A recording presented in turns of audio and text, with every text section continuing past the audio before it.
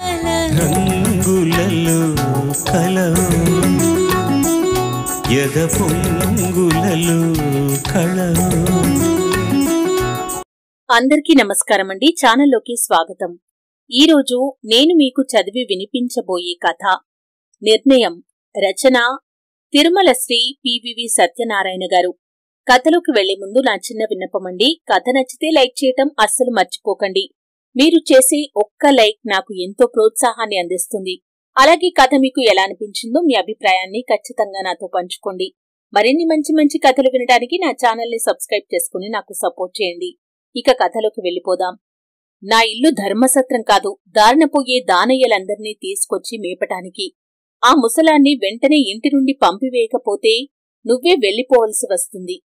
అనిల్ చిందులు తొక్కుతుంటే నిర్ఘాంతపోయాను నేను. అతను ఎందుకు అంత ఓవర్గా రియాక్ట్ అవుతున్నాడో అర్థం కాలేదు నాకు.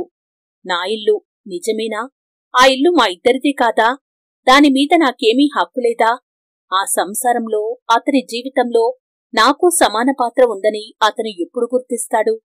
పాపమండి, అల్జీమర్స్ వ్యాధితో బాధపడుతూ ఇంటి నుండి తప్పిపోయి వచ్చిన ఓ 70 ఏళ్ల వృద్ధుడు అనాథలా వీధుల్లా తిరుగాడుతుంటే మానవతా దృక్పథంతో ఇంటికి తీసుకొచ్చాను. అది తప్ప? అతని తాలూకు వాళ్లను కనిపెట్టి అతన్ని వారికి అప్పగించేంతవరకు 2-3 రోజులు ఆ పెద్దాయనకు మనింట్లో ఆశ్రయమిస్తే మనకు కలిగే కష్టమూ నష్టమూ లేవుగా? సౌమ్యంగా అన్నాను. గెస్ట్ రూమ్ తలుపులు మూసి ఉన్నా అతని అరుపులు ముసలాయనకు ఎక్కడ వినిపిస్తాయో అని బెడ్రూమ్ తలుపు కూడా మూసేశాను. గత రాత్రి అనిల్ ఇంటికి ఆలస్యంగా వచ్చాడు. ఫ్రెండెవరో డ్రింక్ పార్టీ ఇచ్చాడంటూ. ఆ సమయంలో ఆ అతిథిని గూర్చి ప్రస్తావించటం సందర్భోచితం కాదని ఊరుకున్నాను. మర్నాడు చెబితే అది అతని స్పందన. అతను చూసిన చూపుకే శక్తి ఉంటే ఈ పాటికి కాలి బూడిద అయిపోయేదాన్ని నేను. తన మాటకు ఎదురు చెప్పటం ఇష్టం ఉండదు అతనికి. పురుషాహంకారం. I am least concerned. నేను టూర్ నుండి వచ్చేసరికి ఆ ముసలాడు నాకు కనిపించకూడదు అన్నాడు కఠినంగా. ఇంకోసారి ఇలా వీధిలో కనిపించిన వాళ్ళందర్నీ ఇంటికి తీసుకొచ్చావంటే నువ్వు కూడా వీధిన పడవలసి ఉంటుంది. సూట్ కేస్ తీసుకుని బయటకు విసవిస నడిచాడు. నిస్సత్తువగా బెడ్ పైన వాలిపోయాను నేను. నా పరిస్థితి ఏమిటో నాకే అగమ్యగోచరంగా అనిపిస్తుంది. 5 ఏళ్ల క్రితం అనిల్తో నా వివాహమైంది. పెద్దలు కుదిర్చిన సంబంధం. అప్పటికే ఎంబీఏ పూర్తి చేసి ఓ ప్రైవేట్ బ్యాంకులో పనిచేస్తున్నాను నేను. అనిల్కి ఓ సాఫ్ట్వేర్ కంపెనీలో ఉద్యోగం. తండ్రి లాయర్, తల్లి గృహిణి. ఓ అక్క ఉంది. ఆమెకు పెళ్లైపోయింది. బాగా కలిగిన కుటుంబం. అందుకే వారు అడిగినంత కట్నమిచ్చి ఆ కుటుంబంలోకి నన్ను పంపించారు మా వాళ్ళు. నాకు ఒక చెల్లెలు ఉంది. నాకంటే 3 ఏళ్లు చిన్నదది. నా అత్తవారింట్లో మగవాళ్లదే పైచేయి. ప్రతి విషయంలోనూ పురుషాధిక్యత స్పష్టమవుతుంటుంది. ఆడవాళ్ళు మగవాళ్ల మాటకు ఎదురు చెప్పటానికి వీల్లేదు. అదే చెట్టు యొక్క కొమ్మైన అనిల్కి కూడా అదే గుణం అబ్బటంలో వింతేమీ లేదు. అత్తింట్లో అడుగుపెట్టిన వారానికే ఆ పరిస్థితి అర్థమైపోయింది నాకు. భార్య ఉద్యోగం చేయటం అవమానంగా భావించే తత్వం అనిల్ది. అయితే పెళ్లికి ముందే ఉద్యోగం చేయటం పట్ల నాకు గల మక్కువను గూర్చి స్పష్టం చేయటంతో ఎటూ చెప్పలేక మౌనంగా ఉండిపోయాడు. సందు దొరికినప్పుడల్లా నా ఉద్యోగం మీద సెటైర్లు వేస్తుంటాడు. తన ఉద్యోగమే గొప్ప, నాది నథింగ్ అన్నట్టు మాట్లాడతాడు. నాకు పిల్లలంటే ఇష్టం. కాని అప్పుడే పిల్లలు వద్దంటాడు. నచ్చ చెప్పబోతే పిల్లల్ని కనటానికి ఇంకా బోలెడు వయసుందంటూ కసురుకుంటాడు. పడకపైన కూడా నా మూడ్స్తో అతనికి పనిలేదు. ప్రతిదానికి తన మాటే చెల్లాలనుకుంటాడు, చెల్లించుకుంటాడు. మేడం అన్న పిలుపుతో ఆలోచనల నుండి బయటపడ్డాను నేను. పనిపిల్ల. ముసలాయన స్నానమైపోయిందట. నేను తీసిచ్చిన అనిల్ యొక్క పంచా చొక్కా తొడుక్కుంటున్నాడని చెప్పింది. బ్రేక్ఫాస్ట్ కి టేబుల్ పైన ప్లేట్లు సర్దమని పురమాయించి లేచి వెళ్లాను. ఆ ముసలాయనకు 65 ఏళ్లుంటాయి. సన్నగా పొడవుగా ఉన్నాడు. మంచి కుటుంబంలోంచి వచ్చినవాళ్లాగే ఉన్నాడు. నన్ను ఎవరూ ఏమిటి అని అడగకుండా బుద్ధిగా చెప్పినట్టు చేయసాగాడు. తన వివరాలు అడగపోతే శూన్యంగా చూస్తున్నాడు. ఆయన అవసరాలను చూడటమే కాక ఆయన్ని జాగ్రత్తగా కనిపెట్టి ఉండే బాధ్యతను కూడా పనిపిల్లకు అప్పగించాను. ఆ పెద్దాయన ఫోటో తీసి లోకల్ పోలీస్ స్టేషన్లోనూ టీవీ ఛానల్స్లోనూ ఇచ్చాను. వార్తాపత్రికల్లో కూడా ప్రకటన ఇచ్చాను. ఫలితంగా 3వ రోజున ఆయన కొడుకు కోడలు వచ్చారు. వారిది పొరుగురట. రైతు కుటుంబం. 5-6 రోజుల క్రితం సిటీలో ఓ పెళ్లికి వచ్చారట. కొంతకాలంగా తండ్రి అల్జీమర్స్ డిసీజ్ తో బాధపడుతున్నాడట. తప్పనిసరిగా పెళ్లికి తీసుకురావాల్సి వచ్చిందట. పెళ్లి సందడిలో కాస్త పరాగ్గా ఉండటంతో ఆయన ఎలాగో బయటకు వెళ్లిపోయాడట. తండ్రి కనిపించకపోవటంతో 2 రోజుల పాటు సిటీ అంతా వెతికారట. పోలీస్ స్టేషన్లో కంప్లైంట్ కూడా ఇచ్చారట.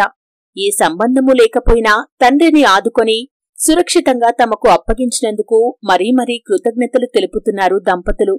పెద్దాయన క్షేమంగా తన కుటుంబాన్ని చేరుకోగలిగినందుకు మిక్కిలి సంతోషం కలిగింది నాకు. రాను రాను అనిల్ ప్రవర్తన రుచించటం లేదు నాకు. అతని ఓవర్ బేరింగ్ యాటిట్యూడ్ ని సహించటం కష్టంగా ఉంటుంది. ఇద్దరము ఉద్యోగాలు చేస్తున్నాం. ఇద్దరము ఉదయమే వెళ్లి సాయంత్రం తిరిగి వస్తాం. అయినా అతనికి ఏ లోటు కలగకుండా అన్ని ఒంటి రెక్క మీద అమర్చుతుంటాను. అతని నుంచి చిన్న సాయం కూడా లభించదు. అప్పటికీ ఏదో ఒకదానికి అతను నాపైన చిర్రుబుర్రులాడుతుండడం చిరాకు కలిగిస్తుంటుంది నాకు. నా ఇబ్బందిని గూర్చి వివరించబోతే అతను చెప్పేది ఒకటే, ఆ బోడి ఉద్యోగం మానేసి ఇంటి పట్టున ఉండు అని. ఓ ప్రభుత్వ కళాశాలలో లెక్చరర్ని నేను. ఉపాధ్యాయ వృత్తంటే తేలిక భావం అతనికి. ఉపాధ్యాయ వృత్తి పవిత్రమైంది. It's a noble profession. తల్లిదండ్రులు మనం చదువుకునేందుకు అవకాశం కల్పిస్తే మనకు విద్యాబుద్ధులు నేర్పించి జీవితాన్ని సమర్థవంతంగా ఎదుర్కొనేలా చేసేది గురువులే అన్నాను నేను ఓసారి ఆవేశంగా. నిరసనగా చూసి, అలాగనే నువ్వేదో గొప్ప ఉద్యోగం వెలగబడుతున్నట్టు ఫీలైపోకు. నీ జీతం నా జీతంలో సగం కూడా లేదని మర్చిపోకు అన్నాడు. ఎంత పొగరు అనిపించింది నాకు. బ్యాంక్లో లోన్ తీసుకుని డస్టర్ కార్ కొన్నాం మేము. నిజానికి ఆ లోన్కి సంబంధించిన ఈఎంఐలు నా జీతంలోంచే కడుతున్నాను. అనిల్ పనిచేసే కంపెనీకి వెళ్లే దారిలోనే నా కాలేజ్ కూడా ఉంది. ఉదయం నన్ను కాలేజ్ దగ్గర దింపి తాను ఆఫీస్కి వెళ్లవచ్చు. సాయంత్రం వచ్చేటప్పుడు నన్ను పికప్ చేసుకోవచ్చు.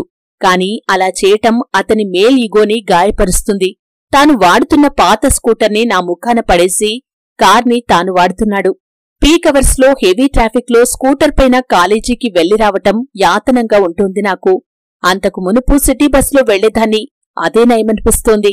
మాంగల్య బంధం అయితే ఏర్పడింది కాని మా మనస్సులు మాత్రం ముడివేసుకోలేకపోయాయి అనిపిస్తుంది నాకు. ఏ విషయంలోనూ మా అభిప్రాయాలు కలవకపోవటం ఆశ్చర్యకరమే కాక దురదృష్టం కూడాను. నాకు కొంచెం చారిటీ పిచ్చి ఎక్కువ. కలిగినంతలోనే ఏదో ఒక రూపంలో హ్యావ్ నాట్స్ కోసం వెచ్చించటం అలవాటు. అది అనిల్కి సుతరాము గిట్టదు. అభాగ్యులను ఆదుకునే బాధ్యత ప్రభుత్వాలదంటాడు. సమాజం మనకు ఇచ్చిన దాంట్లోంచి కొంత తిరిగి ఇవ్వటంలో తప్పులేదు అన్నది నా వాదన. పెద్ద ఖర్చులను నా బోడి జీతం నుంచే చేయించటానికి మాత్రం తన మేల్ ఈగో అడ్డుపడదనుకుంటాను. మ్యారేజ్ అంటే సర్దుబాటుతనమంటారు. ఎప్పుడూ ఆడదే సర్దుకుపోవాలా? ఓసారి నా కొలీగ్ ఒక ఆవిడ తన బర్త్డే పార్టీకి ఆహ్వానించింది నన్ను. సాయంత్రం కాలేజ్ ముగియగానే స్టాఫ్ అంతా కలిసి ఆమె ఇంటికి వెళ్లాం. వెళ్లే ముందు అనిల్కి ఫోన్ చేసి చెప్పాను. ఆ వేల్టికి అతన్ని డిన్నర్ హోటల్లో తినేయమన్నాను. సమాధానం చెప్పకుండా ఫోన్ కట్ చేసేశాడు. పార్టీ ముగిసి ఇంటికి వచ్చేసరికి రాత్రి 10 గంటలైపోయింది. అనిలుడే అయ్యాడు. పార్టీలో అందరితో కలిసి స్టెప్పులు వేస్తుంటే ఇల్లు మొగుడు జ్ఞాపకం రాలేదనుకుంటాను అన్నాడు వ్యంగ్యంగా. తెల్లబోతూ పార్టీ అన్నాక కాస్త వెనుక ముందులో అవుతుంది కదండి అన్నాను. కోపం ఖర్చు లేకుండా వచ్చేస్తుందతనికి. పార్టీలు ఫ్రెండ్సు అంటూ ఆడది అర్ధరాత్రి వరకు తిరుగుతుంటే ఇంట్లో మొగుడికి ఎవరు వంట చేసి పెడతారన్న ఇంగిత జ్ఞానం ఉండక్కర్లేదు అంటూ అరిచాడు. అదేమిటి, ఈ పూటకి మిమ్మల్ని హోటల్లో తినేయమన్నాను కదా, ఉండండి క్షణాల్లో వండేస్తాను అన్నాను. అవసరం లేదు అన్నాడు పెడసరిగా. పడుకున్నానన్న మాటే కాని నిద్ర పట్టడం లేదు. అనిల్ ప్రవర్తనే నన్ను బాధిస్తోంది. ఎన్నోసార్లు చెప్పకుండానే తాను పార్టీలకు వెళ్లి అర్ధరాత్రి దాటాక ఇంటికి రావటం కద్దు. ఒక్కోసారి తాగి వచ్చేవాడు. ఫ్రెండ్స్ డ్రింక్స్ పార్టీ ఇచ్చారనేవాడు. ముందుగా తెలియక వంట చేసి అతని రాక కోసం ఎదురుచూస్తూ తినకుండా కూర్చునేదాన్ని. ఫోన్ చేస్తే కాల్స్ కట్ చేస్తాడు. వచ్చాక అడిగితే, ఏం నేనెక్కడికెళ్లేది నీకు చెప్పాలా, నీ పర్మిషన్ తీసుకోవాలా అంటూ ఎగిరిపడతాడు. తినబుద్ధి కాక ఆ రాత్రికి అభోజనంగానే పడుకుంటాను. నా చెల్లెలు సరితకు పెళ్లి సంబంధం కుదిరింది. ఎంగేజ్మెంట్కి నేను ఒక్కదాన్నే వెళ్లటమైంది. అనిల్ తనకు ఖాళీ లేదనటంతో సరిత నాకంటే అందంగా ఉంటుంది. నేను ఒక్కదాన్నే వెళ్లటమైంది అనిల్ తనకు ఖాళీ లేదు అని చెప్పటంతో. సరిత నాకంటే అందంగా ఉంటుంది. ఓ ఎంఎన్సీలో పనిచేస్తుంది. జీతం బాగానే వస్తుంది. హై స్పిరిట్స్ లో ఉందది. అత్తవారు కోటీశ్వరులట. కోడలు ఉద్యోగం చేయవలసిన అవసరం లేదని మానేయమన్నారట. అది ఆనందంగా ఒప్పుకుందట. విద్య నేర్చింది కేవలం విజ్ఞానం కోసమే కాదే పిచ్చిమొద్దు, దాన్ని సమాజాభివృద్ధికి వినియోగించటానికి కూడా. అప్పుడే చదివిన చదువుకు సార్థకత చేకూరుతుంది అన్నాను. నవ్వేసింది. అనిల్ది ద్వంద్వ వైఖరి, డ్యూయల్ పర్సనాలిటీ. అందుమూలంగా నేను అనుభవించే బాధ నా మదిని నిరంతరం తొలుస్తూనే ఉంటుంది. ఎవరికీ చెప్పుకోలేని సమస్య నాది. అమ్మతో పంచుకుని కొంతవరకైనా నా మనోభారాన్ని తీర్చుకోవాలనిపించింది. అయితే అమ్మ స్పందన నేను ఊహించిన దానికి భిన్నంగా లేకపోవటంతో పెద్దగా అబ్బురపడలేదు నేను. అతను మగాడే, ఆడవాళ్లం మనమే సర్దుకోవాలి, ప్రతి చిన్న విషయాన్ని భూతద్దంలో చూసుకుని బాధపడకూడదు అంది. పతియే ప్రత్యక్ష దైవం కాలం నాటిది మరి. ఓ రోజున అనిల్ హఠాత్తుగా ఓ సాల్వో పిలిచాడు. తనకు జర్మనీలోని ఓ కంపెనీలో జాబ్ ఆఫర్ వచ్చిందట. జీతం ఇక్కడికంటే రెండింతలు ఎక్కువట. వెంటనే ఓకే చేసేశాడట. విదేశాలకు వెళ్లాలని అతను ప్రయత్నిస్తున్నట్టు నాకు ఎప్పుడూ చెప్పలేదతను. డబ్బు కోసం అయినవారందర్నీ వదిలి విదేశాలకు వెళ్లటం నాకిష్టం లేదు. నా ఉద్యోగం నాకు సంతృప్తిని, సంతోషాన్ని ఇస్తుంది. ఇక్కడ నాకొక ఐడెంటిటీ ఉంది. నన్ను నమ్మిన సమాజం ఉంది. పరాయి దేశంలో అగంతకురాల్లా జీవితం గడపటం నాకిష్టం లేదు. అదే మాట అంటే తోక తొక్కిన త్రాచులా లేచాడతను. నాకు నా కెరీరే ముఖ్యం. బంధువులు ఎక్కడికి పోరు. పలకరించుకోటానికి సెల్ ఫోన్లు, స్కైప్లు ఉన్నాయి. నీ అనాకాని ఉద్యోగం ఎక్కడైనా దొరుకుతుంది. డోంట్ బి సిల్లీ అన్నాడు తీక్షణంగా. ఆల్రెడీ ఆఫీస్లో 1 మంత్ నోటీస్ ఇచ్చేశాను. నెక్స్ట్ మంతే మన ప్రయాణం. మా పెళ్లి నాటికి నా జీతం 30,000, అతనిది 20,000. అయినా నా జీతం ఎక్కువని, అతనిది తక్కువని ఆలోచించలేదు నేను. అతనికి ప్రస్తుతం పనిచేస్తున్న సంస్థలో 80,000 జీతంలో ఆఫర్ రావటంతో అతనితో వచ్చేశాను. నేను పనిచేసే ప్రైవేట్ బ్యాంక్ యొక్క బ్రాంచ్ ఈ ఊళ్ళో లేనందున రాజీనామా చేయాల్సి వచ్చింది. పిల్లలకు చదువు చెప్పటమంటే మిక్కిలి ఇష్టం నాకు. అందుకే ఆ విరామంలో బీఎడ్, ఎంఎడ్లు చేశాను. లెక్చరర్ ఉద్యోగం కోసం యూజీసీ పరీక్ష రాసి క్వాలిఫై అయ్యాను. ఓ ప్రభుత్వ కళాశాలలో లెక్చరర్గా ఉద్యోగం వచ్చింది. అనిల్ నన్ను ఉద్యోగంలో చేరవద్దన్నాడు. నేను వినిపించుకోలేదు. బ్యాంక్ ఉద్యోగం కాబట్టి సులభంగా వదిలేశాను. కాని ఇది నా మనస్సుకు నచ్చిన పని. వదులుకోటానికి నిరాకరించాను. జీతం మునుపటికంటే 10,000 తక్కువే. అయినా బాధనిపించలేదు నాకు. అతను గతాన్ని విస్మరించి నా ఉద్యోగాన్ని, జీతాన్ని కించపరుస్తూ మాట్లాడినప్పుడు మాత్రం కించిత్ బాధ కలుగుతుంటుంది. కాని ఇప్పుడు తనకు తన కెరీరే ముఖ్యం అని మాట్లాడుతున్నాడు. జర్మన్ మార్క్స్ ముందు బంధువులు, మాతృదేశం, కడకు కట్టుకున్న భార్య సైతం ఎక్కువ కాదన్నట్టు మాట్లాడుతుంటే ఒళ్ళు మండిపోయింది నాకు. ఇప్పటికే సెల్ ఫోన్లు, టీవీలు మనుషుల మధ్య దూరాలను పెంచేశాయి. ఇక దేశం విడిచి వెళ్తే ఆ మెకానికల్ లైఫ్లో భార్యాభర్తలు సైతం నెలకోసారి కలుసుకునే పరిస్థితి ఏర్పడినా అబ్బురపడనవసరం లేదు.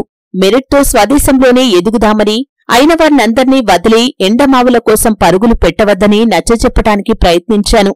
I love my people, I love my job, I love my country. అన్నింటినీ వదిలి రావటానికి నాకు మనస్కరించటం లేదు అన్నాను. నేను ప్రాధేయపడే కొద్దీ అతని యారోగెన్స్ పెరిగిపోయింది.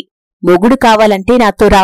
ఇక్కడి మనుషులు నీ పంతులమ్మ ఉద్యోగమే ముఖ్యమనుకుంటే well, the decision is yours అంటూ మెస్సివస్గా నవ్వుతూ భుజాలు ఎగిరేశాడు. ఆ రాత్రంతా నిశ్శబ్దంగా రోదిస్తూ ఉండిపోయాన్నేను. కాలగమనంలో 15 ఏళ్లు దొర్లిపోయాయి. నేనిప్పుడు ఓ కాలేజీకి ప్రిన్సిపాల్ని. బాధ్యతతో పాటు జీతం కూడా ఎక్కువే. ఇంట్లో కంప్యూటర్ సిస్టమ్ ముందు కూర్చుని పనిచేసుకుంటుంటే హాయ్ మమ్మీ అంటూ పరిగెత్తుకొచ్చింది వెన్నెల. నా కూతురు, నా ఎడారి జీవితంలో కాచిన వెన్నెల. ప్రేమతో ముద్దు పెట్టుకున్నాను. హోంవర్క్ ఉంది మమ్మీ అంటూ తన గదికి పరిగెత్తింది. వెన్నెలకు 13 ఏళ్లుంటాయి.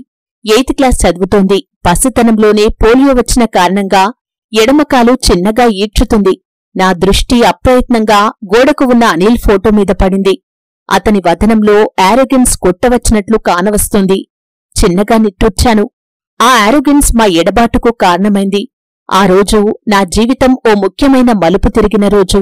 నీకు నేను కావాలో లేక నీ వాళ్ళు, నీ ఉద్యోగం కావాలో నిర్ణయించుకోమని సవాల్ విసిరాడు అనిల్. ఏ స్త్రీ కూడా చేజేతులా తన సంసారాన్ని విచ్ఛిన్నం చేసుకోటానికి ఇచ్చగించదు. కాని మా వివాహమైనప్పటినుండి నా పట్ల అతని ప్రవర్తనను నెమరువేసుకున్నాను నేను. తాను మగాడు కనుక తనదే పైచేయి కావాలన్నట్టు అడుగడుగునా అతను ప్రదర్శించే పురుషాహంకారమే జ్ఞప్తికి వస్తోంది. ఆడది కూడా ఓ మనిషేనని, ఆమెకు వ్యక్తిత్వం, ఆత్మగౌరవం ఉంటాయని గుర్తించని అతని చదువులు వ్యర్థమని ఎప్పటికైనా గుర్తించకపోతాడా, మనిషి మారకపోతాడా అని సుమారు 5 ఏళ్లుగా ఎదురుచూశాను. చదువుకు, సంస్కారానికి సంబంధం లేదని నిరూపించాడు. కఠినతరమైన దురదృష్టకరమైన ఆ నిర్ణయం తీసుకోలేక తప్పలేదు. స్త్రీకి సంసారం అనే ఓ ఆలంబన అవసరమే, కాని అదే ముఖ్యం కాదు. వ్యక్తిత్వం, ఆత్మాభిమానం కోల్పోయి జీవోత్సవంలా బ్రతకటం కంటే ఒంటరి జీవితమే ఉత్తమమనిపించింది నాకు. అలాంటి నిర్ణయం తీసుకుంటానని ఎదురుచూడలేదేమో. మొదట నిశ్చేష్టుడయ్యాడు అనిల్. తర్వాత వంకరగా నవ్వాడు. విషయం తెలిసి అమ్మా నాన్న పరిగెత్తుకొచ్చారు. భర్తే ముఖ్యమంటూ నాకు బ్రెయిన్ వాష్ చేయటానికి విఫల ప్రయత్నం చేశారు. నెల్లాళ్ల తర్వాత నాకు గుడ్ బై చెప్పి ఒంటరిగానే జర్మనీకి వెళ్లిపోయాడు అనిల్. ఆ తర్వాత ఓ ఫోన్ కాల్ కూడా చేయలేదు. అతని సంగతులేవీ తెలియదు నాకు. ఏ మార్పైనా అడ్జస్ట్ అవ్వటానికి కొంత సమయం పడుతుంది. అన్నింటికీ సమాధానం కాలమే చెబుతుంది. కేవలం మనుగడే ముఖ్యం కాదని, జీవితానికి ఓ పరమార్థం ఉండాలని ఆలోచించాను నేను. ఆ ఆలోచనల నుండి ఉద్భవించిందే వీకేర్ ఆశ్రమం. అల్జీమర్స్ మూలంగా ఇంటి నుండి తప్పిపోయి వచ్చిన వృద్ధులను ఆదుకోవటం, వారిని వారి కుటుంబాలకు అప్పగించటం, కుటుంబాలను కనిపెట్టలేని సందర్భాలలో ఆశ్రమంలోనే వారికి వసతి సదుపాయాలు కల్పించి ఆదరించటం. ఇదంతా మా సంస్థ యొక్క ముఖ్యోద్దేశం. పలువురు ఔత్సాహికులు వీకేర్లో వాలంటీర్స్ కావటం ముదావహం. రెగ్యులర్ స్టాఫ్కి మాత్రం నెల జీతాలు చెల్లిస్తుంటాను. ఆశ్రమ నిర్వహణ కోసం నా జీతంలో సగభాగం కేటాయించాను. దానికి తోడు సంస్థ యొక్క సేవలను గుర్తించి కొందరు ఉదారులు విరాళాలు కూడా ఇవ్వసాగారు. ఆ పుష్కర కాలంలో ఎందరో వృద్ధులను వారి వారి కుటుంబాలతో కలిపి మంచి పేరు తెచ్చుకుంది వీకేర్. అనిల్ వెళ్లిపోయిన 2 ఏళ్లకు ఓ పాపను తెచ్చుకుని పెంచుకోవాలని ఓ అనాథాశ్రమానికి వెళ్లాన్నేను. కన్ను ముక్కు తీరు బాగుండి ఆరోగ్యంగా ఉన్న ఆడ మగ పిల్లల్ని చూపించారు. అయితే పోలియో సోకిన కాలితో నా వంక వింతగా చూస్తున్న 6 ఏళ్ల పసిపాప నన్ను ఆకర్షించుకుంది. చామన ఛాయైన చక్రాల్లాంటి కనులతో క్యూట్గా ఉంది. నేను ఆ పాపను కావాలి అనటంతో ఆశ్చర్యపోయారు అందరూ. ఎవరైనా బాగున్న పిల్లల్ని కోరుకుంటారు, కాని అవిటిదాన్ని ఎవరు తీసుకుంటారు? అందుకే పాపకు వెన్నెల అని నామకరణం చేసి చట్టబద్ధంగా దత్తత చేసుకున్నాను. నా ఎడారి జీవితంలో తాను వెన్నెల కావాలన్నదే నా ఆకాంక్ష. అమ్మా అంటూ పాప నా చెంగు పట్టుకుని తిరుగుతుంటే ఓ వినూత్న అనుభూతి, అవ్యక్తమైన ఆనందమూ కలిగేవి నాలో.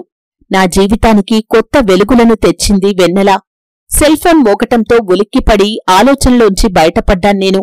అటువైపు వీకేర్ కేర్టేకర్ ఓ పెద్దాయన నెక్లెస్ రోడ్లో ఎయిమ్లెస్ గా తిరుగుతుంటే గుర్తించి ఆశ్రమానికి తీసుకువచ్చారట వాలంటీర్లలో ఒకరు. వెన్నెలను చూసుకోమని ఆయాకి చెప్పి ఆశ్రమానికి బయలుదేరాన్నేను. అక్కడ కొత్తగా వచ్చిన వృద్ధుణ్ణి చూసి ఉలిక్కిపడ్డాను. ఆయన ఎవరో కాదు, అనిల్ తండ్రి, నా మామగారు. నన్ను గుర్తుపట్టలేదాయన. తనలో తానే ఏదో మాట్లాడుకుంటున్నారు. దుస్తులు మాసి ఉన్నాయి. ఆయన్ని ఇంటికి తీసుకువచ్చాను. స్నానం చేయించి ఇస్త్రీ దుస్తులు ధరింపచేశాను. నేను అన్నం తినిపిస్తుంటే చంటి పిల్లాళ్లా అనిపించారు. ఆయన పడుకున్నాక అత్తవారి ఇంటి నంబర్ పాత డైరీలో వెతికి పట్టుకుని ఫోన్ చేశాను. అన్నేళ్ల తర్వాత చేస్తున్నానేమో. కించిత్ ఉద్విగ్నతకు గురయ్యాను. అత్తగారి గొంతులోని గద్గదత్వం నాకు తెలుస్తూనే ఉంది. మామగారు నా దగ్గర ఉన్నట్టు చెప్పగానే ఫోన్లోనే ఏడ్చేసిందావిడ. 2 ఏళ్ల క్రితం ఆ వ్యాధి సంక్రమించిందట ఆయనకి. ప్రాక్టీస్ మానేశారట.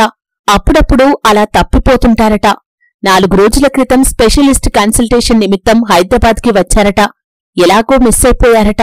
మర్నాడు కాలేజీకి సెలవు పెట్టేశాన్నేను. బ్రేక్ఫాస్ట్ చేస్తుండగా మా పెళ్లినాటి ఫోటో ఆల్బం మామగారికి చూపించి ఎవరినైనా గుర్తుపడతారేమోనని ప్రయత్నించాను. శూన్యంగా చూశారంతే. మధ్యాహ్నానికల్లా వచ్చేశారు అత్తయ్యగారు తన తమ్ముణ్ణి కూతుర్ని తీసుకుని. వారిని గుర్తుపట్టలేదాయన. అనిల్ గురించి అత్తయ్యగారు చెబుతున్న విషయాలు పెద్దగా విస్మయం కలిగించలేదు నాకు. జర్మనీ వెళ్లిన కొత్తలో అప్పుడప్పుడు ఇంటికి ఫోన్ చేసేవాడట అతను. ఓసారి హఠాత్తుగా ఓ జర్మన్ యువతితో కలిసి ఇండియాకు వచ్చాడట. ఆమె తన కొలీగని, ఆమెను పెళ్లి చేసుకున్నానని చెప్పాడట. భార్య ఉండగా మరో పెళ్లి చేసుకోవటం తగదని తండ్రి తిట్టాడట. అది తన జీవితం, తన ఇష్టం అంటూ తెగతింపులు చేసుకుని వెళ్లిపోయాడట అనిల్. అది జరిగి 10 ఏళ్లవుతుందట. అప్పట్నుంచే అత్తయ్యగారికి మావయ్యగారికి మనోవ్యతతో ఆరోగ్యం క్షీణించిందట. నా వీకేర్ ఆశ్రమం గురించి తెలుసుకుని మనస్ఫూర్తిగా అభినందించారు అత్తయ్యగారు. అప్పుడే స్కూల్ నుండి వచ్చిన వెన్నెల మమ్మీ అంటూ పరిగెత్తుకు వచ్చి నా మెడకు చుట్టుకుపోయి ముద్దులు పెడుతుంటే చిన్నగా నిట్టూర్చిందావిడ. నిన్ను దూరం చేసుకున్న మేము దురదృష్టవంతులమమ్మా అంది. మర్నాడు వాళ్లు మామగారిని తీసుకెళ్తుంటే ఎయిర్పోర్ట్లో సజల నయనాలతో వీడ్కోలు పలికాను నేను. విన్నారు కదండి, కథ మీకు ఎలా అనిపించిందో మీ అభిప్రాయాన్ని ఖచ్చితంగా నాతో పంచుకోండి. మరిన్ని మంచి మంచి కథలు వినటానికి నా ఛానల్ని సబ్స్క్రైబ్ చేసుకుని నాకు సపోర్ట్ చేయండి. అలాగే కథ నచ్చితే లైక్ చేయటం